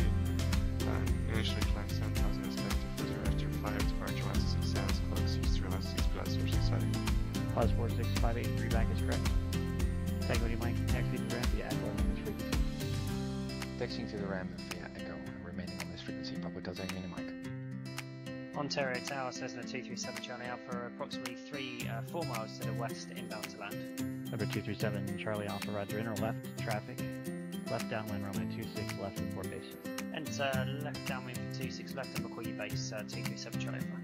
Charlie Tower, United 242 on the visual for 20 right, and returning for a right base short. United 242 Jolly Tower, runway 20 right, clear to land, wind 170 at 13. Clear to land, 20 right, United 242. Palomar Tower, King Air 22 Kilo, ILS 24. King Air 520 Yankee Kilo, Palomar Tower, runway 24, clear to land, wind 210 at 1. Number 237 Charlie Alpha, runway 26 left, clear to land. 26 left, clear to land, 7 Charlie Alpha. Palm Springs ramp plus 4658 east ramp with weather calling for taxi. Plus 4658, Palm Springs ground, runway 31 right, taxi via Echo and Bravo. Trail right via Echo Bravo 465. Riverside Tower, good morning, November 2903 Alpha with you on the ILS. Number 2903 Alpha, Riverside Tower, good afternoon. Runway 9 clear low approach, report to miss. November 2903 Alpha, low approach, runway 9, next report is Palm Springs Tower plus 4658 ready to go to right at Bravo. And it was the 30 on area check. Plus 4658, Palm Springs Tower, runway 31 right, clear for takeoff. Clear for takeoff to right plus 465. Palomar Tower, King Air 520 Kilo, located at 24. King Air 0 Yankee Kilo, roger, taxi into the ramp via Alpha. Via Alpha, Plus 4658, contact SoCal departure. Contact departure 465. Says the 7 Charlie Alpha is clearly active, taxi to the G8 parking base. 7 Charlie Alpha. Remain on this frequency taxi into the South Ramp via Sierra. South Ramp via Sierra with you, 7 Charlie Alpha, thanks. Number 2903 Alpha going around. Number 03 Alpha, confirm going around or going missed? November 2903 Alpha going missed. Number 03 Alpha, roger, execute the published missed approach procedure. Flying the published missed approach procedure. November 2903. Piper 2903 Alpha, contact SoCal departure. Contact departure, 03 Alpha. Number 03 Alpha, departure frequency will be 135.4. 135.4 for departure. Number 2903 Alpha. Ontario Tower, November 516 Delta Mike, inbound ILS 26 left. Number 516 Delta Mike, Ontario.